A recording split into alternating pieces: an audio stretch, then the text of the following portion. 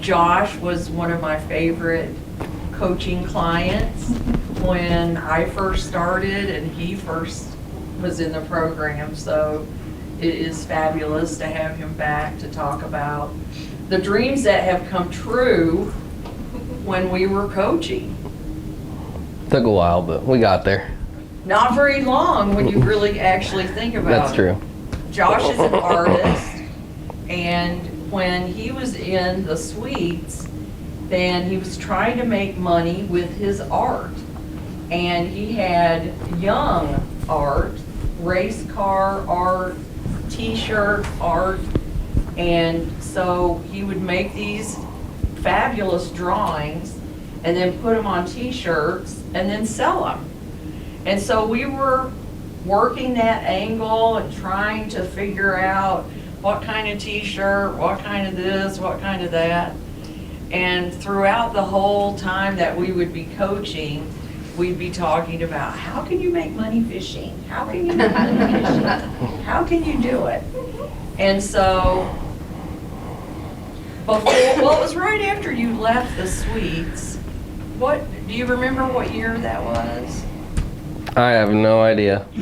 We do know that we've come to the remembrance that he did celebrate his 21st birthday while he was here. It was at least 10 years ago. Yeah, and so he was going to school and starting his business at the same time. And so we did a special project for the pep team over at the school. And then right after his time here was over, or just right about that time, then he made the simplest drawing of a pig's head with a fish hook in its ear. Well, I didn't even know that fishes are called pigs. I didn't even know that. And so, talk about what happened after that. Well, as she said, and everybody else said, I'm Josh.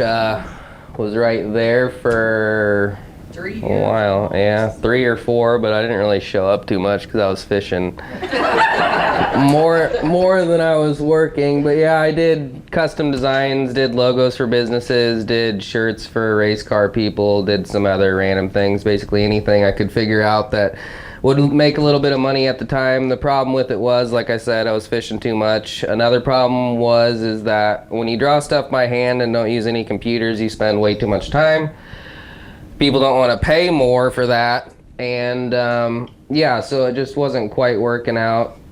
Like she said, I drew the pig logo and kind of transitioned into just doing fishing clothing, so kind of narrowed things down a little bit because that's what I was most interested in. While I was here, I was just kind of doing whatever I could get, whatever work I could get, and yeah, I think narrowing it down to the fishing helped a lot. I figured out I was having a kid, which made me lit kind of a fire under my ass a little bit, because for the most part, I wasn't exactly the hardest worker, but when I found something that I liked, I worked a little harder, and then once I found out I was going to be a dad, that changed a lot of things, and yeah, started Pig Patrol, started on Instagram, got to 100,000 followers on Instagram, sold a decent amount, but once again, it just wasn't super profitable. Clothing companies or clothing brands or apparel and stuff like that, there's a new one that pops up all the time, and for something like that to work, you got to go to trade shows and you got to do all sorts of stuff like that. And basically, you would have to, in my case, quit fishing for that to work.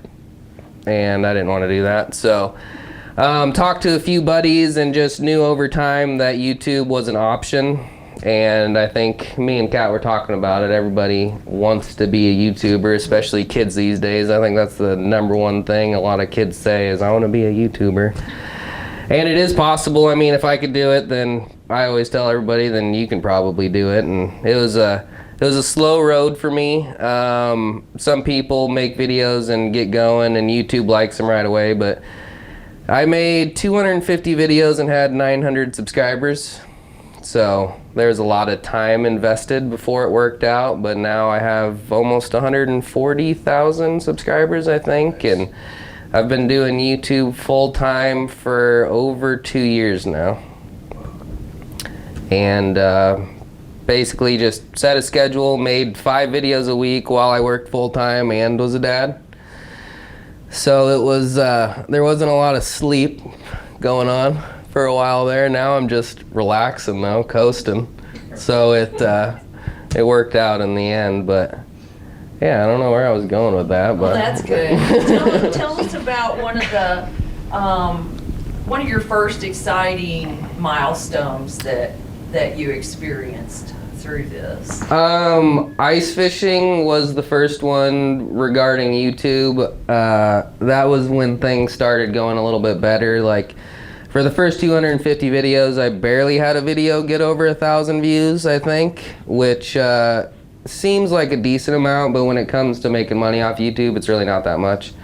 But the first ice fishing video I ever made got 20,000 views in one day. Oh, wow. And then, yeah, I just started making a ton of ice fishing videos, and that was kind of the start of it. How did the fishing business that has the lures and the poles and all of that, how did they start knowing to contact you? That was kind of through a mutual friend. I met somebody else doing YouTube named Ben, and he worked for the company, and he kind of got us connected. Okay.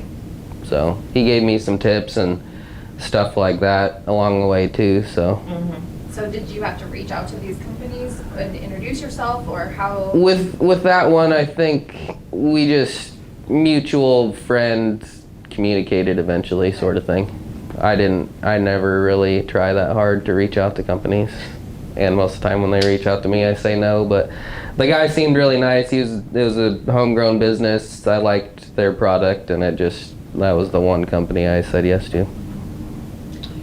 Can you talk about that, how you got those initial Instagram followers before you went into YouTube? Yeah, Instagram was a little bit easier than YouTube. YouTube's probably the most complicated social media platform to figure out, because once you feel like you got it figured out, you don't have anything figured out.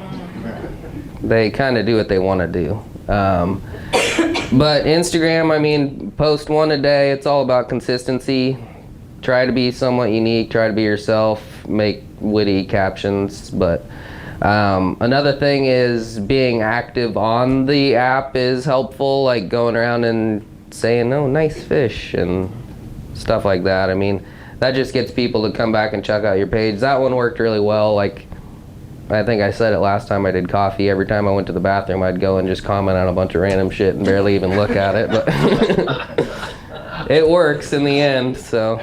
It all adds up. It adds up, yep. I forget how long it took to get to 100,000 followers on Instagram, but I don't really. You were pretty excited though. Yes. I was excited, yep. And that business did better than my first business, but it still wasn't very good. Got a lot of followers and stuff like that, but it wasn't super profitable. All the clothing was made locally, which really didn't help profit margins, and once again, I went fishing too much. But you made all those videos now, and you're still making videos, right? Still making videos, yep. That one's gonna stick for a while, I think, I hope, but once again, YouTube's complicated, and that can switch to anytime, so. And so, Josh was telling me about this earlier. So you post your videos on YouTube, people watch them, and then now there's product sponsors that are coming on your YouTube or advertising. Yeah, basically Google AdSense, Google owns YouTube. Anytime you see an ad pop up, that creator gets paid a fraction of a penny basically, but it adds up a lot, and I forget exactly what the program's called, but yeah, once you hit 1,000 subscribers, and it's been a while, but I think 60,000 watch hours, you can get monetized, and then you have to wait another 2 months for YouTube to actually do that, and then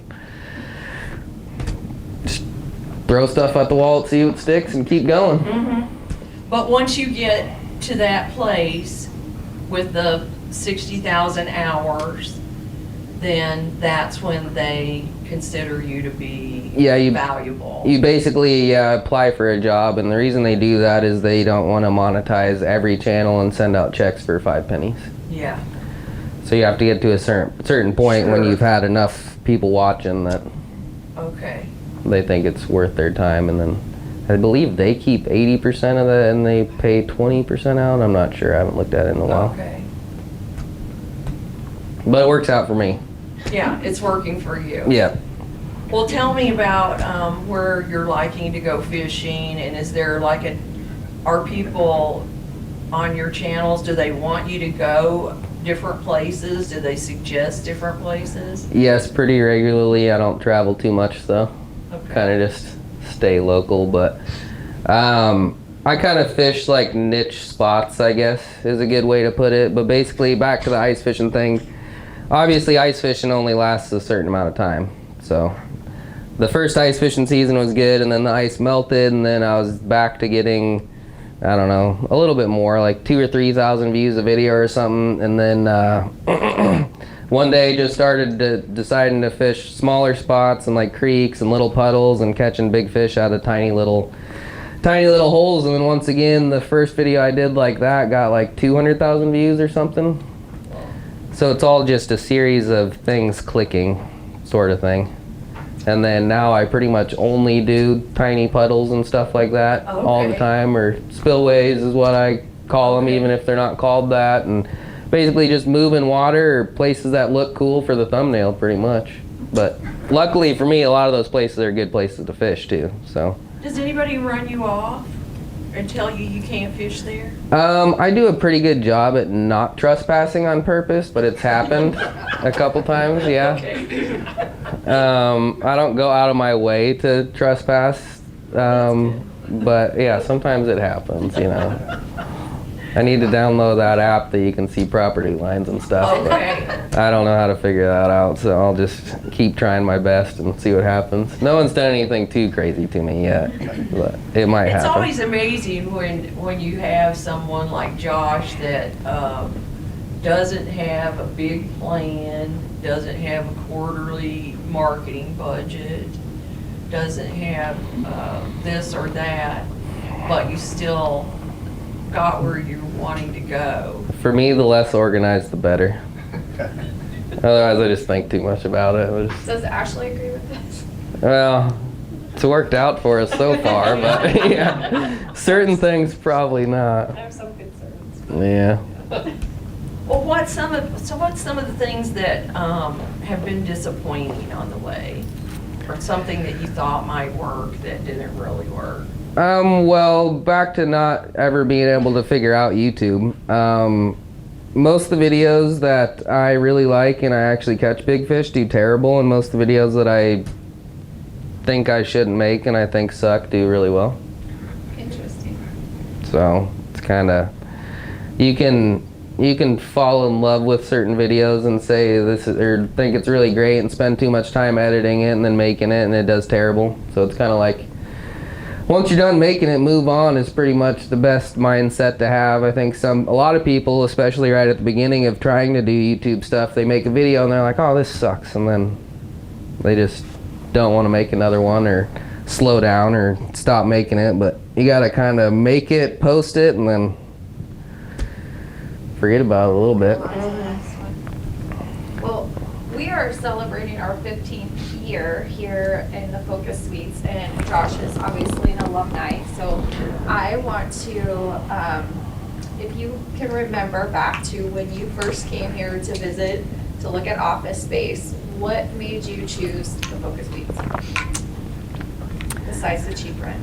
Cheap rent was good. Cheap rent was good. I don't know. I think probably the people that worked here, honestly. Tim?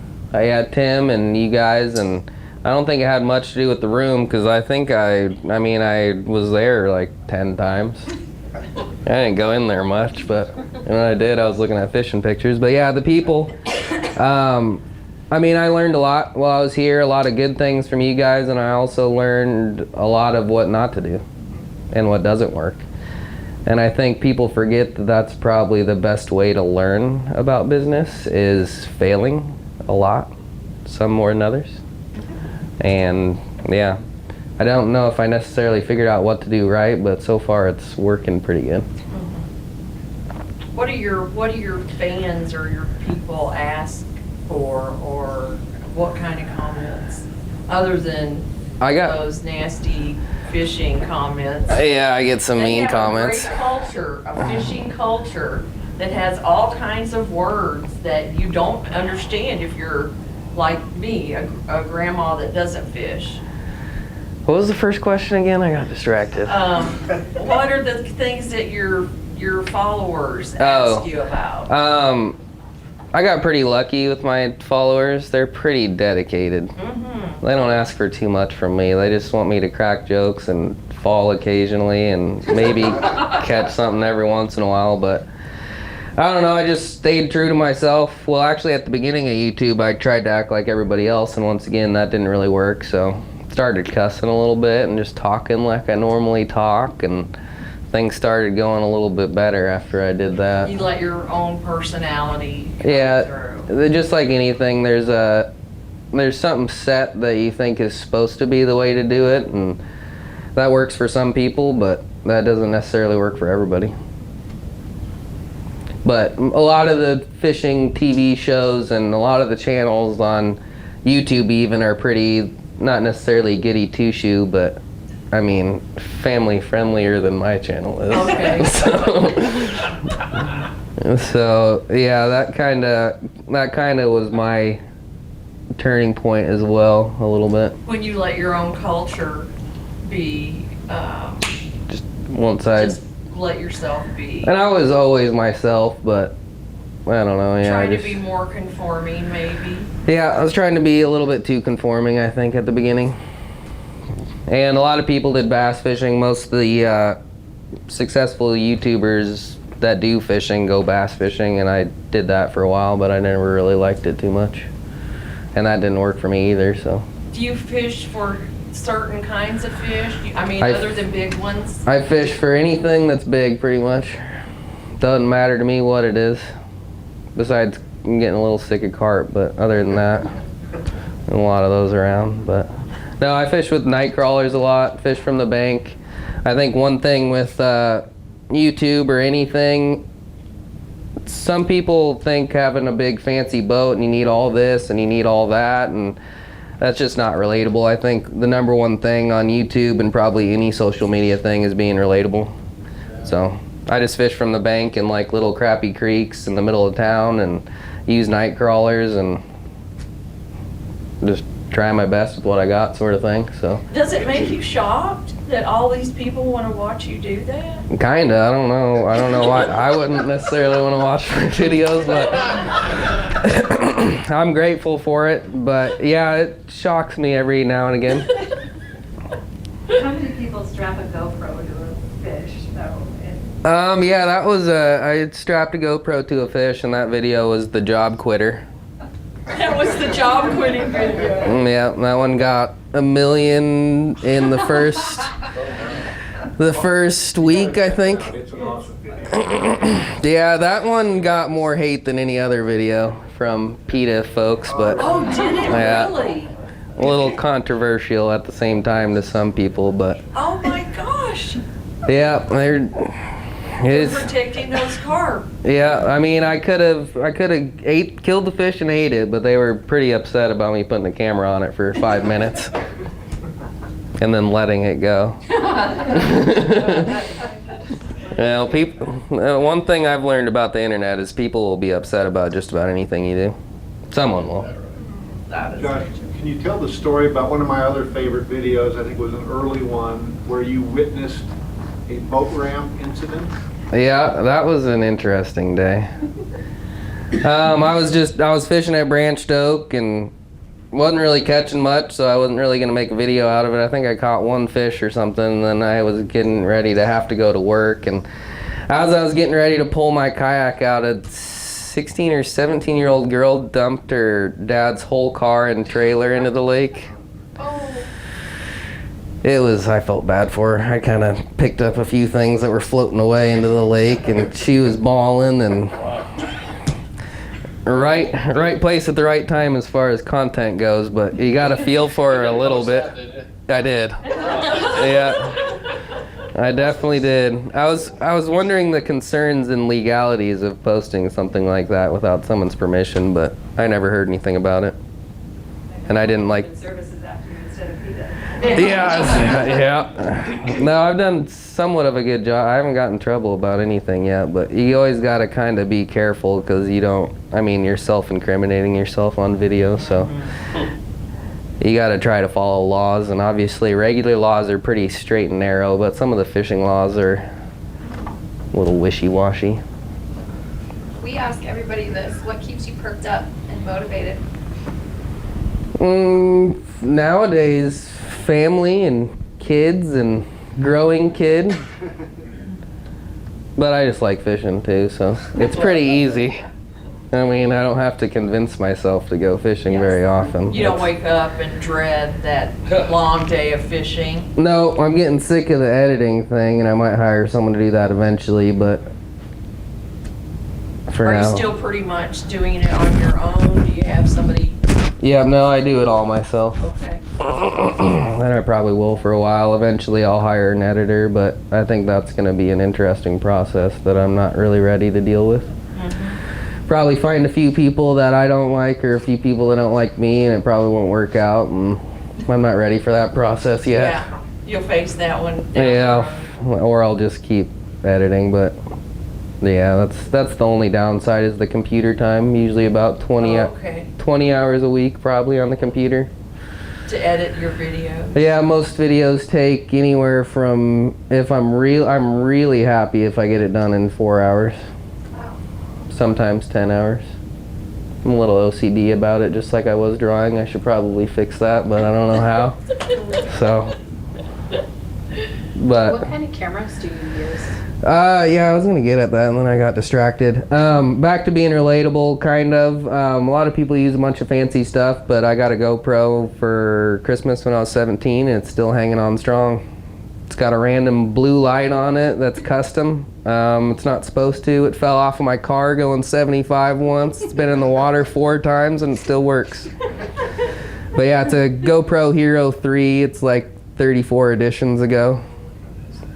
Antique at this point. It's a vintage. What kind of software do you use for your editing? There's a lot of good ones out there, but I just use iMovie because it's easy, and even though I work on a computer for a job, I'm pretty not good at using computers for the most part. But iMovie, if it does crash, it saves everything. It's pretty simple, and it's always been reliable.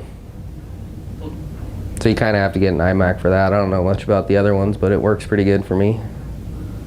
Josh, one thing I would like to know, one of my favorite types of videos, well, first of all, if you haven't watched him, I would probably rate his videos PG-13. I bleep the F words for the kids. But they are very entertaining. He's got a very self-deprecating sense of humor that I think endears him to a lot of people. Some of the best videos feature his partner, Boo. That's what he calls her online. And she consistently outfishes him. Regularly. Recently, too. Which is funny, but I like the videos where you do the catch and cooks. So what's coming up on catch and cooks? Literally, he catches a fish, cooks it right on the back, eats it. So. Well, I've always been one to take the easy way out most of the time, and catch and cooks are a lot more work, so I don't do them very often.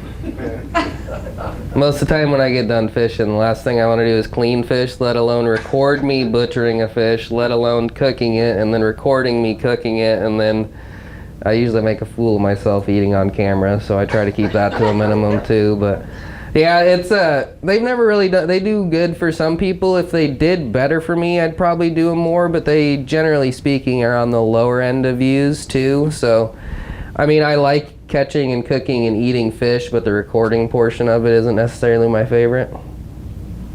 And I've got a creek at the farm you can try sometime if you Oh, want. boy. If you run out of spots. Let's do it. Yeah, I've pretty much done them all around here. I have way too many pins on my phone. It's getting absurd. When you scroll out a link and it's just a bunch of red dots. Some of them suck, some of them good, but And you cannot believe the little holes and tiny bodies of water that he catches huge fish out of. It's just unbelievable. Yeah, there's a couple of them that are maybe 4 feet deep by 10 feet wide and 10 feet long, and then I've caught some 15-pounders out of them. Wow.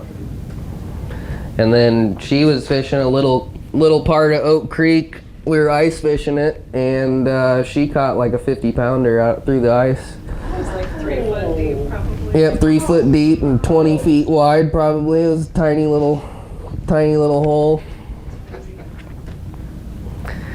Outfished once again. So when you do your videos, are you doing them for self-education or whatnot? Because that's a huge billion-dollar business that you could be teaching people this, and you could be having these courses out, and people will pay for your knowledge and for your experience. Well, after we went to Lake of the Ozarks last week, I didn't think I was a very good teacher, but apparently all the family members said I was a pretty good teacher. But I don't know, in the videos I kind of inadvertently teach. It's not necessarily the main focus point. The main focus point is the fish, obviously, but it's also just me rambling about nothing half the time, and for some reason people like listening to that. But yeah, I mean, if I catch fish on something, I bring it up, but I don't know, it's more of a vlog style, more of just like here's how my day went sort of thing. Here's what worked, here's what didn't. I don't know if I could do a fully teaching video, but I might have to look into it. I know some people do seminars that do YouTube and they talk to people and do presentations, but even after 600 videos and all that stuff, I still hate public speaking and probably would never do that. Well, but self-education, one of my favorite stories is the guy, Brandon Richard, who went out and made a self-education on how to make a potato gun. So he goes to the store, gets all the, Lowe's or whatever, gets all the supplies, and he's teaching people how to, and sold like crazy time, and it sounds like what you've got would sell crazy time too, because you don't understand, okay, I don't understand why they're watching me, but they are, so you might as well monetize that. Yeah. Yeah, I might have to look into it. Right now, like I said, it was a long struggle for a while, but now I'm just kind of coasting with what's been working, and I get paid way too much money already, to be honest. More than I'm worth. So. I say you're having children who are never being paid. Yeah, that's true. I've heard children are expensive. The first one was kind of expensive, but no, it's been, basically I have a lot of things set in stone that have already been working, and I make more money than I ever thought I would doing something that I already like doing. I did get a manager recently though. I never really did like brand deals or anything like that. Tried to keep advertisements to a minimum because in my opinion, watching YouTube, if I see a bunch of advertisements, it's a big turnoff. So even the company I work for, I rarely even bring it up. So I'm not their best employee by any means. I actually told them to drop me this year and they didn't. They just gave me a pay decrease, but I did get a manager, and basically I get emails all the time from random companies. Most of them are overseas saying, here, try my product, tell it to your subscribers that it's awesome. I'm like, well, your product sucks. And I'd try to work out deals with them, and the most I ever got someone to say they'd give me is $1,000 and then free product of some product that I didn't want, and I just didn't think that was worth my subscribers' time, and it wasn't worth the $1,000 to talk about something that I don't care about. But the manager guy is pretty good. He works with a couple other YouTube people that I am friends with, and yeah, he already got me a deal, and it's 7 times as much money, and it's a product I actually like, and I only have to talk about it for 60 seconds. So tell us about Sixth Sense. They're a company in Texas, and they make really good lures. They've grown a lot since I joined them, but yeah, I just get as many lures as I want, and they pay me yearly. But they're a good company, and he's a good dude, and I actually do like the products, and I always wear their clothing without them asking me to, just because it's really comfortable. And then they make me my own clothing, and they sell it for me, and then so they handle all my merchandise and stuff like that. So That's a win-win.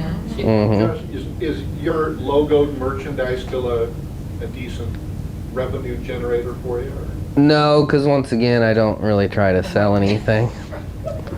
But without me even trying, it sells pretty well some months.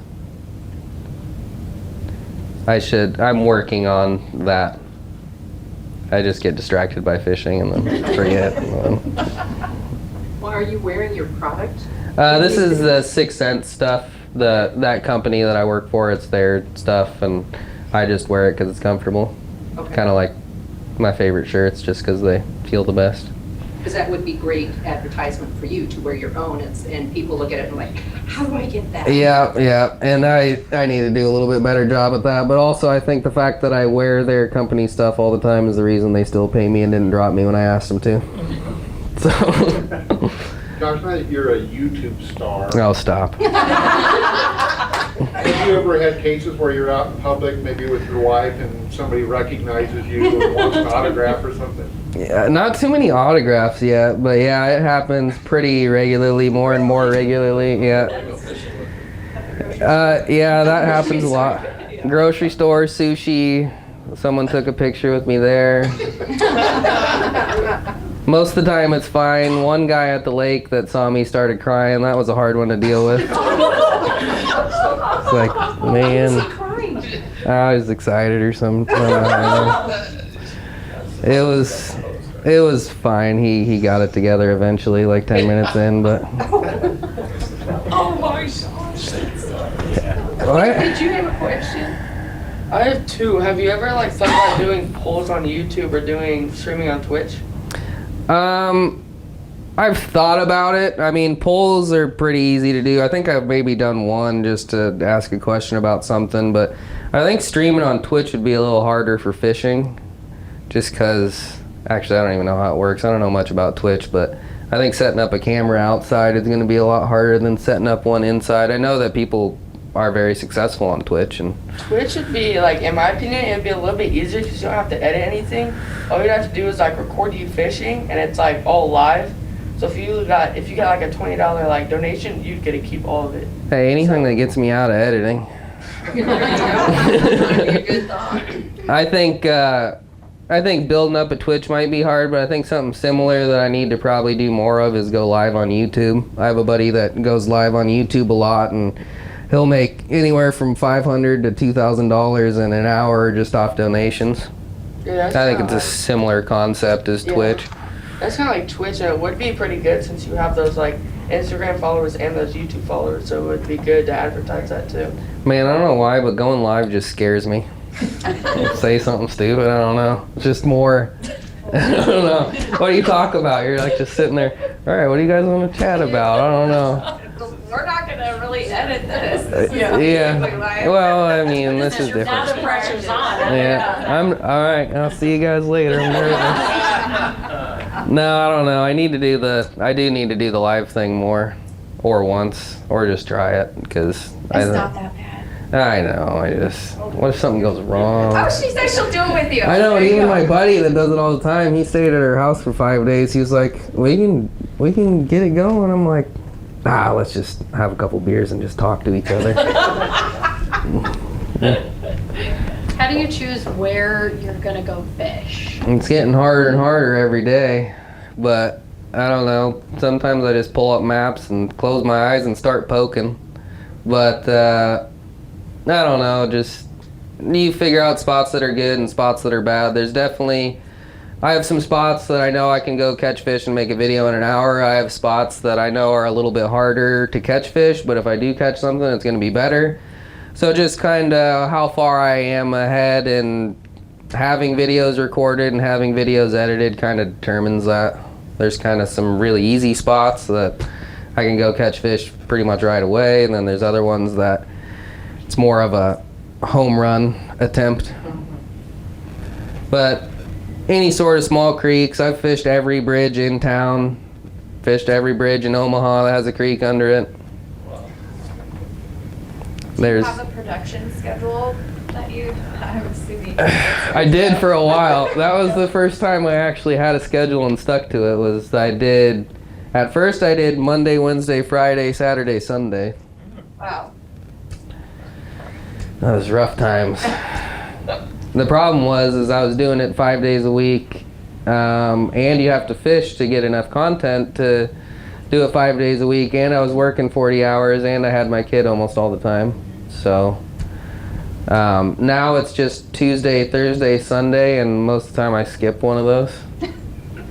So, but yeah, I try to keep a schedule. I think that's probably one of the better advices to anybody who wants to start a YouTube channel is to make a schedule and try to hold yourself to it at least until you make it. How many times a day do you post, or how often do you release new videos? 3 a week or 2 a week right now, 2 to 3 a week. Always at 6 p.m. It always has been, and I think that's a big thing too because I think people come to expect it at that time. I think a lot of people post it at a bunch of random times, or they get done editing it and they put it up at like 3:29 or something, and I've always done 6 p.m. so I think there's people waiting. Because a lot of the times, I mean, they get, I don't know, 5,000 to 10,000 views in the first hour nowadays. So it's usually pretty quick. Sometimes it'll have 500 views in like 60 seconds. I would say that's your sweet spot. Yeah. 6 p.m. Yeah. So I think people getting used to that has kind of helped too, and keeping it consistent for them. People are lazy. You got to make it as easy for them as you can with anything, any sort of business, especially social media or trying to get people to do anything. You got to give them the smoothest path to get there, in my opinion. Wait, did you have a question? Yeah, how much productivity at work do you think you've killed by people? I'd imagine. Breaks and watching your. I'd imagine a lot. I hope not too much to get people fired, but I'd imagine there's some lunch breakers, or there's some people that make their own lunch break to watch them, and it's not only my channel, it's probably just damn phones in general. People like to stare at them more than getting stuff done most of the time. Including me sometimes. Fish aren't biting. Josh, from watching your videos, I've noted that you've got some other guys you fish with that also have YouTube channels. Can you talk about maybe some of the other local YouTubers out there? There's nobody local currently. My friend that I started doing videos with, or started fishing with and learned from, he moved to Texas, so he's not here anymore. A lot of the other ones just come and stay at our house. There's one guy from Iowa, there's one guy from Minnesota, and we just met online, but we're pretty good friends now, and most people call it like a collaboration or something, but I just like hanging out with them, so there's no ulterior motive behind it. Some people, I think, just collaborate to gain something from it, and that's probably the smart way to go, but we just like hanging out, so. And then it works out. I mean, you link each other's channels down below, blah, blah, blah, get extra subscribers, but I think people get a little too concentrated on how many subscribers they have, when in the end it doesn't really matter. Because there's a lot of channels that have 500,000 subscribers, 1 million subscribers, and they get less views than I do. And in the end, the views are what matter as far as money goes. I think that's a common misconception, is that you get more money if you have more subscribers, and you do to a point. I mean, if you have more subscribers, hypothetically you'll get more views, but it doesn't always translate that easily. So what's the future?